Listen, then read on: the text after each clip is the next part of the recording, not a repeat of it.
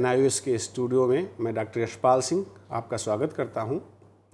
आज हम एक बहुत ही रुचिकर विषय पर चर्चा करने वाले हैं। गणित अध्यापन से संबंधित एक महत्वपूर्ण समस्या है गणित से डर या गणित का फोबिया, मैथ्स फोबिया, गणित भीति भी इसे हम कहते हैं। आज इस विषय पर हम चर्चा करेंगे। इस विषय पर चर्चा करने के लिए हमारे साथ स्टूडियो में उपलब्ध हैं डॉक्टर अखिलेश कुमार जी, जो कि वर्धमान महावीर मुक्त विश्वविद्यालय कोटा राजस्थान की शिक्षा विद्यापीठ से यहाँ पधारे हैं। मैं NIOS स्टूडियो में NIOS की तरफ से डॉक्टर अखिलेश जी आपका स्वागत करता हूँ। नमस्कार। नमस्कार सर। डॉक्टर अखिलेश जी, कृपया हमारे दर्शकों को, श्रोताओं को ये बताएं कि ये मैथ्स फोबिया या गणित भीति आखिर है क्या?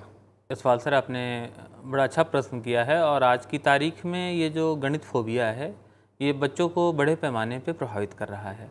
आपके प्रश्न पे जाने से पहले मैं एक केस स्टडी के द्वारा इसकी व्याख्या करना चाहूँगा।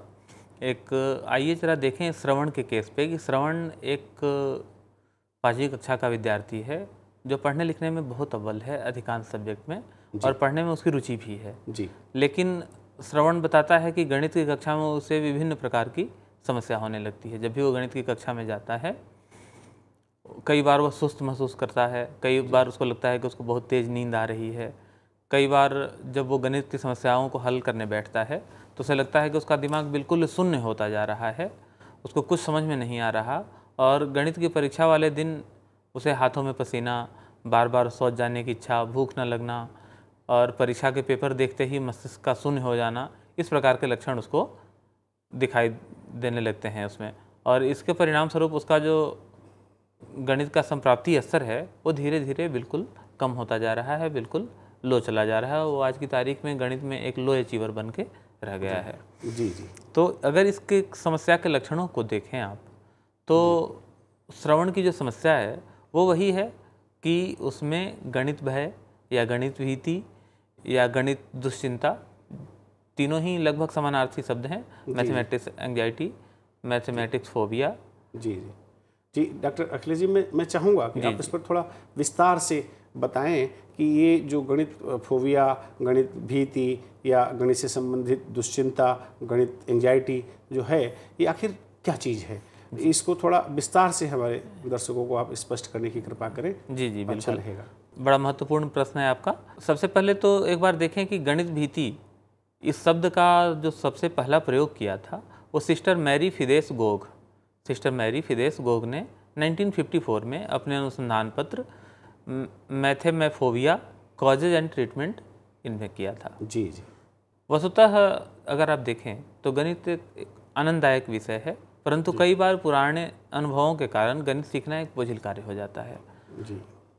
अगर गणित सीखने में या गणितीय कार्य के प्रति ऐसी भी रुचि व्यक्ति में उत्पन्न हो जाए जिसके कारण दैनिक जीवन में गणित अधिगम को प्रभावित करता हो, अगर कोई ऐसी विरुचि व्यक्ति में उत्पन्न हो जाए गणित के कारण कि वो गणित सीखने से भागता हो, गणित पढ़ना नहीं चाहता हो और वो उसके दैनिक जीवन को प्रभावित करने लगा हो, तो उसको हम कहते हैं कि ये गणित भय है या गणित दुश्चिंता है। ये सामान्य अर्थों में गणित भय का अर्थ है। लेकिन अगर हम फॉर्मल परिभाषा पे जाएं तो गणित दुश्चिंता अथवा भय की परिभाषा उस तनाव एवं चिंता के रूप में दी जा सकती है जो शैक्षिक एवं सामान्य जीवन की विभिन्न परिस्थितियों में बच्चे की संख्यात्मक अभियोग्यता एवं गणितीय समस्याओं के हल करने की क्षमता को प्रभावित करता है। और गणित दुश्चिंता के कारण व्यक्ति में भूलने की समस्या एवं आत्मविश्वास की भी कमी दिखाई पड़ती है जी। और विस्तार से देखें, गणित भीति जो है वो गणित के प्रति एक सीखी हुई भावनात्मक अनुक्रिया है। कैसी अनुक्रिया है? सीखी हुई भावनात्मक अनुक्रिया है जो निम्नलिखित में से एक या अधिक कार्यों में प्रदर्शित होती है। किन किन कार्यों में प्रदर्शित होती है? गणित की कक्षा में जाने में, गणित के किसी व्याख्यान के दौरान, गणितीय समस्या के समाधान के दौरान या किसी प्रकार की गणितीय परिचर्चा के दौरान। ये जो परिभाषा दी है गणित फोबिया की, गणित भीति की, वो टोबियास ने 1993 में दी है कि math anxiety is a learned emotional response जी ये कोई जन्मजात तो समस्या नहीं है, बल्कि ये लर्नड इमोशनल रिस्पॉन्स है। गणित के प्रति सीखी हुई भावनात्मक अनुक्रिया है ये, एक्वायर्ड रिस्पॉन्स है ये जी। अगर ये लर्न के दो कनोटेशन है, एक तो लर्न है तो वो जेनेटिक नहीं है, और दूसरा कि अगर इसको लर्न किया जा सकता है तो इसको अनलर्न भी किया जा सकता है। बिल्कुल, ये दो इसके कनोटेशंस हैं। जी। तो टोबिया इसको डिफाइन करते हैं कि math anxiety is a learned emotional response to one or more of the following: participating in a math class, listening to a lecture, working through a math problem, discussing mathematics. आगे वो कहते हैं कि more ever such anxiety can happen on elementary school children, high school और college student. ये किसी भी स्तर पे विद्यार्थी को प्रभावित कर सकता है। जी जी जी। ऐसा जरूरी नहीं है कि सिर्फ प्राइमरी लेवल पे विद्यार्थी को प्रभावित करेगा, सेकेंडरी लेवल पर प्रभावित करेगा, कभी भी किसी को भी प्रभावित कर सकता है मैथमेटिक एंग्जाइटी। इसलिए कभी भी कर सकता है क्योंकि ये लर्न इमोशनल रिस्पॉन्स है जी, सीखा हुआ भावनात्मक अनुक्रिया है, इसलिए ये कभी भी प्रभावित कर सकता है जी। एक बार देख लें कि ये सारी परिभाषाएं जो हमने देखा, तो थोड़ी सी चर्चा इस पर भी कर लें कि गणित भीति के विशेषताएं क्या हैं जी। जब ये दोनों परिभाषाएं आपने देखी तो इसके आधार पर हम ये निष्कर्ष निकाल सकते हैं। सबसे पहला क्या कि गणित भीति जो है वो तनाव उत्पन्न करता है, व्यक्ति में मानसिक तनाव की परिस्थिति उत्पन्न करता है जी। दूसरा, गणित की भीति जो है वो व्यक्ति में दुश्चिंता उत्पन्न करता है, एंग्जाइटी उत्पन्न करता है जी। तीसरा, गणित भीति जो है वो बच्चों में शैक्षिक परिस्थितियों में संख्यात्मक एवं गणितीय अभियोग्यता को प्रभावित करता है, मैथमेटिकल एबिलिटीज को प्रभावित करता है जी। नेगेटिवली प्रभावित करता है जी। गणित भय बच्चे के सामान्य जीवन में गणित के प्रयोग करने की क्षमता को भी नकारात्मक रूप से प्रभावित करता है जी। और गणित भय के कारण व्यक्ति में भूलने की समस्या हो सकती है और इन सब के फलस्वरूप व्यक्ति के आत्मविश्वास में भी कमी दिखाई पड़ सकती है। जी जी। तो आपने बड़े अच्छे से गणित से डर को, गणित की भीति को आपने बहुत अच्छे से हमको समझाया। मैं ये जानना चाहता हूँ, चूँकि आपने ये बताया कि ये एक्वायर्ड है, ये लर्नड है रिस्पॉन्स, तो अगर ये लर्नड रिस्पॉन्स है तो आखिर वो क्या कारण है, वो क्या वजहें हैं जिनकी वजह से गणित में भीति पैदा होती है, बच्चा जो है अचानक से इस तरीके के उसमें लक्षण प्रकट हो जाते हैं। आखिर वो कौन सी चीज़ें हैं जो आपकी दृष्टि में गणित भीति उत्पन्न करती हैं, जो इसके कारण हैं के तौर पर जिनकी हम पहचान कर सकते हैं? बहुत अच्छा प्रश्न किया है आपने सवाल सर, चूँकि जो प्रश्न आपने किया है कि आखिर वो कौन से कारण हैं, जब तक हम कारण नहीं आइडेंटिफाई करेंगे तब तक हमें उसका समाधान नहीं मिलेगा। और इसी वजह से डीएलएड के इस प्रोग्राम में गणित भीति का एक इकाई रखा गया है ताकि टीचर को, सारे प्रोस्पेक्टिव हमारे टीचरों को ये पता हो कि गणित भीति को दूर करने में, बच्चों में गणित भीति को दूर करने में वो क्या कर सकते हैं। तो आपने जो कहा कि गणित भीति के कारण क्या हैं, तो गणित भीति के बहुत सारे कारणों में से कुछ कारणों की, प्रमुख कारणों की मैं चर्चा यहाँ पे करना चाहूँगा। सबसे पहला तो है कि गणित के से संबंधित पुराने अप्रिय अनुभव। कई बार आपने देखा होगा कि गणित टीचर जो है वो यूजुअली परंपरागत रूप से माने जाते हैं कि बड़े स्टिक होते हैं, बहुत कठोर स्वभाव के होते हैं। और अगर आज से कुछ साल पहले की बात करें तो विद्यालयों में बच्चों को प्रताड़ित करने में कई बार गणित और विज्ञान के शिक्षक जो है अव्वल माने जाते थे। हालांकि आज ऐसी स्थिति नहीं है और बहुत कुछ परिवर्तन आए हैं। तो ऐसे में अब मान लीजिए कि किसी बच्चे को गणित के कारण सज़ा मिलती है विद्यालय में। जी, मैं आपकी बात से बहुत सहमत हूँ डॉक्टर साहब। मेरा भी जो व्यक्तिगत अनुभव है कि मैंने अपने पढ़ाई के दौरान जो महसूस किया कि गणित, विज्ञान और अंग्रेजी के अध्यापक सबसे ज़्यादा बच्चों को प्रताड़ित करते हैं, परेशान करते हैं और कई बार बच्चों को नकारात्मक रूप से प्रेरित करते हैं। वो उनको कई बार ये कह करके बच्चों से वो कहते हैं कि आप, हर किसी के बस का नहीं है कि गणित सीख ले, हर किसी के बस का नहीं विज्ञान सीख ले, हर किसी के बस का नहीं है कि अंग्रेजी सीख ले। तो इस तरीके की नकारात्मक चीज़ों का भी मुझे लगता है प्रभाव पड़ता है। अब बचपन के अगर ऐसे एक्सपीरियंस हो तो धीरे धीरे बच्चा जो है दूर होता जाएगा गणित विषय से। और गणित चूँकि आप जानते हैं कि पदानुक्रमिक सब्जेक्ट है, अर्लियर फाउंडेशंस जो है वो आगे की गणित में काम आते हैं। जी जी। तो ऐसे में अगर उसका फाउंडेशन ही अच्छा नहीं होगा तो आगे की गणित सीखने में उसको समस्या होगी और धीरे धीरे उसकी समस्या बढ़ती जाएगी और वो गणित से दूर होता जाएगा। जितना वो गणित से दूर होता जाएगा गणित उससे उतना दूर होता जाएगा जी। और कुल मिलाकर के फिर फाइनली बच्चे में गणित एंजाइटी या गणित भीति के लक्षण दिखाई देने लगे। जी। इसके और कारणों में जैसे विद्यालय का वातावरण जो है बहुत सुखद ना हो, बहुत चाइल्ड फ्रेंडली ना हो, या घर और विद्यालय दोनों ही जगह पे गणित सीखने से मैत्रीपूर्ण वातावरण अगर ना हो तो भी बच्चे में मैथ फोबिया के लक्षण दिख सकते हैं। अब ये कारण जितनी गंभीरता से मौजूद होंगे उतने गंभीर बच्चे में लक्षण दिखेंगे। जी। कारण जितने कम गंभीरता से होंगे उतने कम उतना अल्प जो है ये लक्षण अल्प प्रभाव गणित भीति का पड़ेगा बच्चे पे। जी। इसके अलावा कई बार क्या होता है कि बच्चा कोई शरारत करता है, बच्चा कोई गलती करता है तो माँ बाप भी कई बार या विद्यालय के शिक्षक उसको गणित के कुछ कार्य दे देते हैं सजा के तौर पर कि अच्छा आज तुमने ये काम नहीं किया है, आज तुमने होमवर्क नहीं किया, कल गणित का ये चैप्टर तुम पूरा बना करके लाओगे या 10 प्रश्न बना करके लाओगे।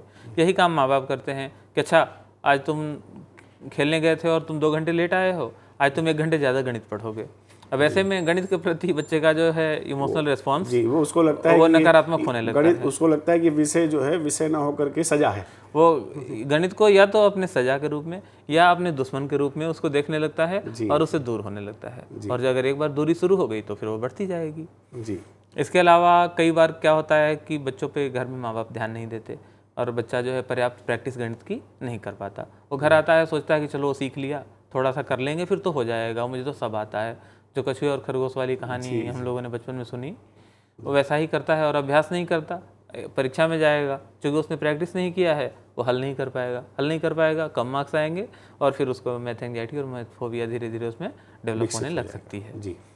इसके अलावा अगर बच्चे में की गणित के प्रति अभिवृत्ति जो है वो नकारात्मक हो, वो ये मान के चलता हो कि गणित एक बहुत कठिन सब्जेक्ट है, गणित आसान नहीं है, गणित सीखने में बहुत मेहनत करना पड़ता है, इस प्रकार की अगर नकारात्मक अभिवृत्ति उसके मन में गणित के प्रति हो, किसी भी सब्जेक्ट के प्रति अगर हो तो उस सब्जेक्ट से उसको डर लगने लगेगा, उस सब्जेक्ट से वो दूर हो जाएगा और वो सब्जेक्ट वो पढ़ना नहीं चाहेगा।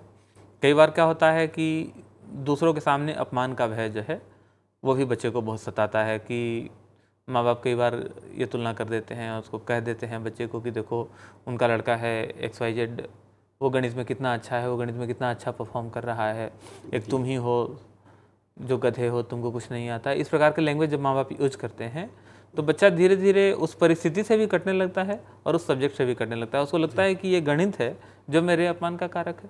जी जी। अगर ये गणित बीच में ना हो तो कहीं ना कहीं उसके मन में एक हेटेड फीलिंग जो है, एक नफरत की भावना आ जाती है गणित के प्रति कि ये तो बार बार इसके चलते मुझे अपमानित होना पड़ता है। ये हम सबके अनुभव के दायरे में है ये कि अधिकांश पेरेंट्स जो हैं वो अपने बच्चों को दूसरे बच्चों से तुलना करके उनको नकारात्मक रूप से प्रताड़ित करते हैं। तो अब आज के समय में लगभग प्रत्येक स्तर पर ये माना जाने लग गया है कि इस प्रकार से बच्चों की दूसरे बच्चों से तुलना करना किसी भी तरह से अच्छा नहीं होता, और ख़ास करके दूसरे लोगों के सामने। जी जी जी। अगर आप तुलना करते हैं तो आप बच्चे को कम्युनिकेट करें पॉजिटिव सेंस में कि भाई तुम्हारा साथी जो है वो अच्छा परफॉर्म कर रहा है गणित में, चूँकि वो मेहनत करता है, अगर तुम भी मेहनत करोगे तो कोई कारण नहीं कि तुम उससे आगे ना निकल जाओ। जी।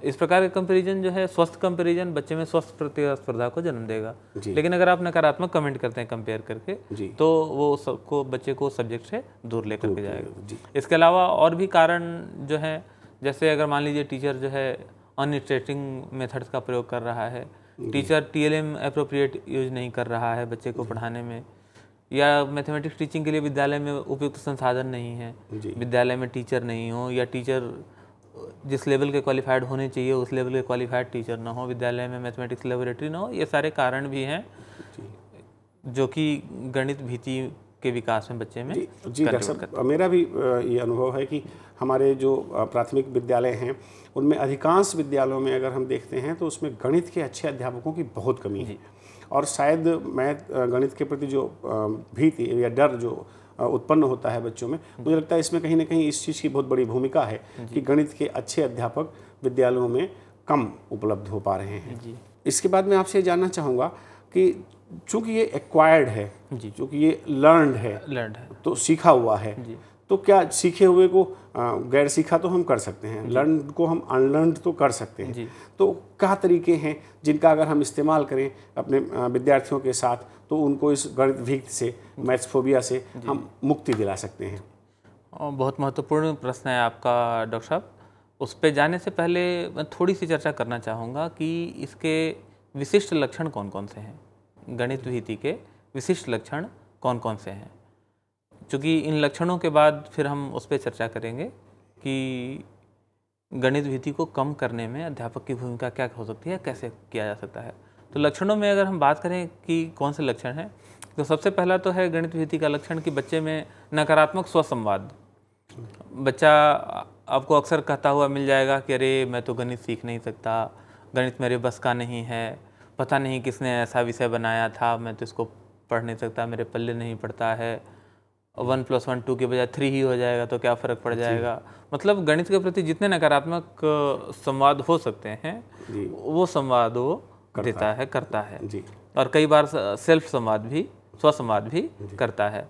दूसरा कि गणितीय कार्य के प्रति, क्योंकि उसको गणित से डर लगता है तो गणितीय कार्य के प्रति उसके प्रेरणा नहीं होगी और जितना दिन टालना चाहे हमेशा 11th आवर में वो गणित के प्रश्नों को, जब मजबूरी हो जाएगी कि मुझे ये करना ही करना है, तब वो हाथ में लेगा और इसके चलते वो और पूरा सीख नहीं पाता है कुछ ज़्यादा। इसके अलावा और भी बहुत सारे लक्षण हैं जिनमें गणित का नियमित अभ्यास न करना। अभ्यास न करना जो है एक तरफ तो गणित फोबिया का कारण है, दूसरी तरफ गणित फोबिया अगर है बच्चे को, गणित भीति अगर बच्चे को है तो अभ्यास से भागेगा, वो गणित के आसपास न फटकना चाहेगा, वो सोचेगा कि गणित से जितनी दूरी हो जाए, इसके चलते वो घर आके अभ्यास नहीं करेगा और जितना अभ्यास नहीं करेगा गणित भीति उसकी बढ़ती जाएगी। जी। इसके अलावा गणित के होमवर्क से भागना, गणित का होमवर्क नहीं पूरा करेगा या गणितीय कार्य करते समय गणित की परीक्षा के समय अत्यधिक तनाव में, बहुत तनाव में। आप कई बार कुछ बच्चों को देखेंगे वो इतने तनाव में होते हैं कि अगर आप उनसे सिर्फ ये पूछ लें उस वक्त कि क्या कल आपका एग्जाम है, वो इतना झल्ला कर आपको जवाब देंगे कि हाँ भाई है, लेकिन अब आप चुप रहो। क्यों? क्योंकि वो मैथमेटिक्स पढ़ रहे हैं। तो ऐसा जब एक्सट्रीम टेंशन की कंडीशन भी कई बार गणित भीति के बच्चे शो करते हैं। इसके अलावा गणितीय तथ्यों को याद करने में उनको कठिनाई होती है। गणित को समझने की बजाय याद करने में, कई बार अब परीक्षा तो पास करनी है, गणित से डर भी लग रहा है, परीक्षा ही पास करनी है, माँ बाप के नाराज़ होने का डर, स्कूल में परफॉर्मेंस खराब होने का डर, तब क्या करते हैं वो गणित के प्रश्नों को चाहते हैं कि वो मेमोराइज कर लें पूरा का पूरा उनका आंसर और जितना हो सकता हो जैसे तैसे एन के एन प्रकार न हो गणित की परीक्षा पास कर लें। कई बार गणित की परीक्षा के दौरान उनका ये सारे जो सिम्टम हैं, चूँकि ये इमोशनल रिस्पॉन्स है तो इसके सिम्टम इमोशनल भी हो सकते हैं और फिजियोलॉजिकल भी हो सकते हैं। तो ऐसे में कई बार शरीर का ब्लड प्रेशर बढ़ जाना गणित के एग्जाम के दौरान, धड़कनें बढ़ जाना, बहुत तेज पसीने आना, चक्कर से आने, इस प्रकार के रिस्पॉन्स भी आने लगते हैं अगर गणित भीति की मात्रा, गणित भीति की इंटेंसिटी, तीव्रता ज़्यादा हो तो।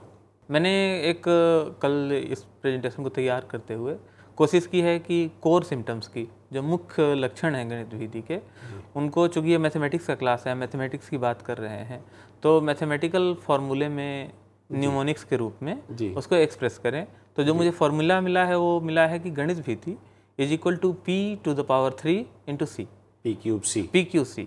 अब ये PQC क्या है, क्विकली हम एक नज़र देख लें कि जब भी गणित भीति होगी बच्चे में तो उसमें लक्षण जो दिखाई पड़ेंगे वो पैनिक दिखाई पड़ेगा। पहला P स्टैंड्स फॉर पैनिक, और जैसे उसमें ये असहायता का भाव दिखाई देगा कि अरे अब कुछ नहीं हो सकता। दूसरा P पैरानॉइड दिखाई देगा, उसको ये फील होता है कि मुझे छोड़ करके बाकी सबको इसका उत्तर पता होगा, एकमात्र मैं ही हूँ कि जिसको इसका उत्तर पता नहीं है। तीसरा P पैसिव, कि मैं गणित में अच्छा नहीं कर सकता, मुझे तो गणित आ ही नहीं सकता है, मैं कितनी भी कोशिश कर लूँ। हाँ, और finally C stands for lack of confidence. तो ये अगर PQC फार्मूला हमारे साथी शिक्षक याद रखें तो उनको बच्चों में गणित विधि को आइडेंटिफाई करने में आसानी होगी। पहला पैनिक, दूसरा पैरानॉइड, तीसरा पैसिव रेस्पॉन्स और चौथा C lack of confidence. This is the formula of math anxiety. Math anxiety = PQC। आपने बहुत अच्छे से इसको फार्मूले के रूप में बताया डॉक्टर साहब। डॉक्टर साहब, मैं ये जानना चाहूँगा कि एक आपका संप्रत्यय है गणित भीति का, मैथ्स फोबिया का। जी। एक और जुड़ा हुआ संप्रत्यय होता है गणित अक्षमता का, जी। मैथ्स डिसेबिलिटी का। जी। क्या ये दोनों जो संप्रत्यय हैं ये आपस में कहीं से जुड़ते हैं? ये दोनों का कोई संबंध है आपस में या नहीं है? कृपया इस पर थोड़ा प्रकाश डालें। यशपाल सर, आपने बहुत ही क्रिटिकल प्रश्न किया है और अक्सर ये कन्फ्यूजन की स्थिति होती है कि क्या दोनों सेम हैं। जैसे आपने बात की गणितीय अधिगम अक्षमता, जिसको कि हम डिस्कैल्कुलिया कहते हैं, इसमें बच्चे में कैलकुलेशन से रिलेटेड डिसेबिलिटी होती है, वो कैलकुलेशन के कार्य कर ही नहीं पाता। कुछ परसेप्चुअल प्रॉब्लम ऐसे होते हैं जिनके चलते वो बाकी सारे काम तो बहुत अच्छे से कर लेता है, लेकिन कैलकुलेशन के काम नहीं कर पाता।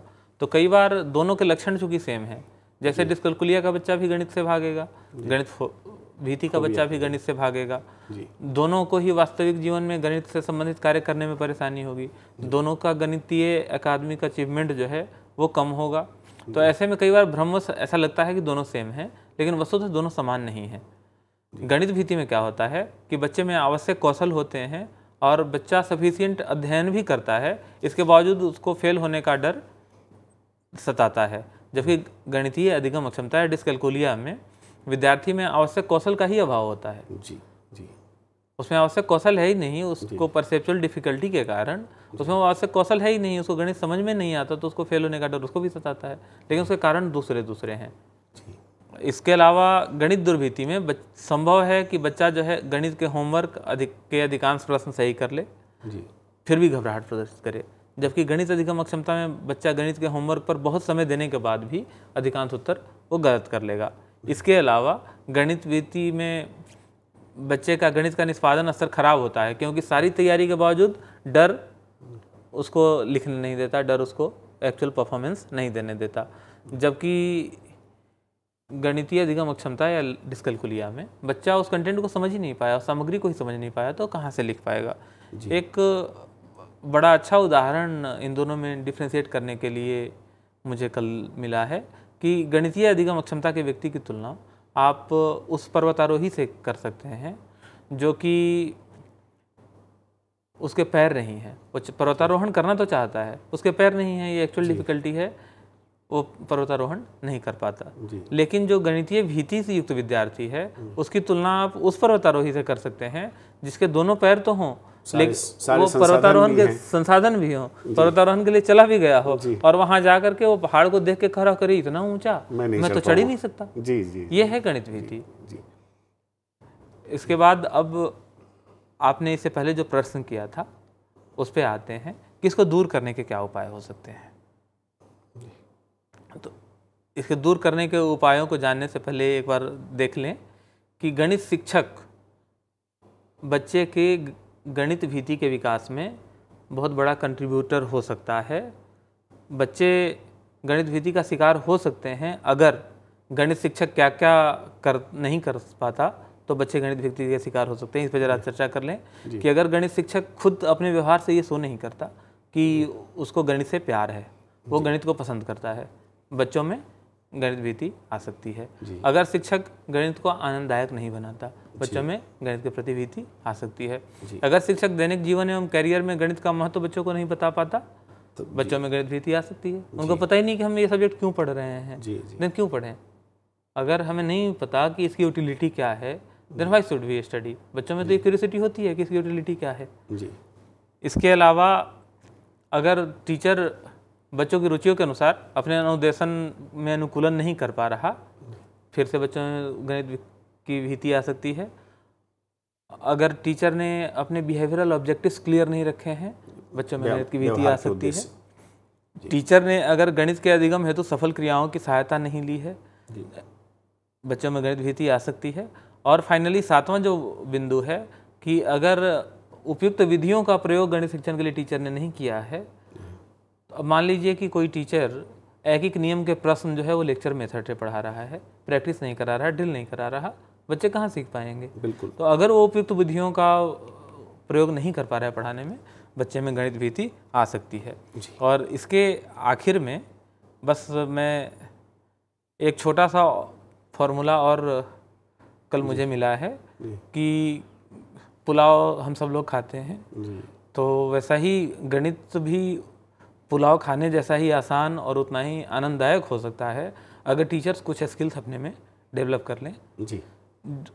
एक छोटा सा न्यूमोनिक्स मैंने डेवलप किया है कि आनंददायक गणित is equal to teacher into I M pulao. जी। Teacher into I M pulao. जी। कहने का मतलब है कि आनंददायक गणित जब बताना हो तो टीचर को क्या क्या करनी चाहिए। जी। इसीलिए उसको मल्टीप्लाई किया है teacher into I stands for interest, कि टीचर को बच्चों में गणित के प्रति डेवलप करना चाहिए इंटरेस्ट, रुचि, कि कैसे बच्चों में गणित के प्रति रुचि इंटरेस्ट डेवलप करें। जी। दूसरा आई एम का ए, कि टीचर को जो है गणित को एक्टिविटी बेस्ड बनाना चाहिए। जी। तीसरा एम, टीचर को अप्रोप्रिएट मेथड यूज करने चाहिए। जी। और पुलाव का P stands for pleasurable, teacher को मैथमेटिक्स पढ़ाते समय ध्यान रखना चाहिए कि मैथमेटिक्स जो पढ़ाया जा रहा है वो प्लेजरेबल हो, आसानी से सीखने लायक हो, खेल खेल में सिखाया जाए। जी। और you stands for utilitarian, teacher को जी गणित की यूटिलिटेरियन वैल्यू को बच्चों को सिखाना चाहिए, उसकी उनको रियल, जैसा कि अभी हम लोग चर्चा कर रहे थे इससे पहले, सेमिनार या फील्ड विजिट पे जा करके रियल लाइफ सिचुएशन में गणित की उपयोगिता उनको बतानी चाहिए।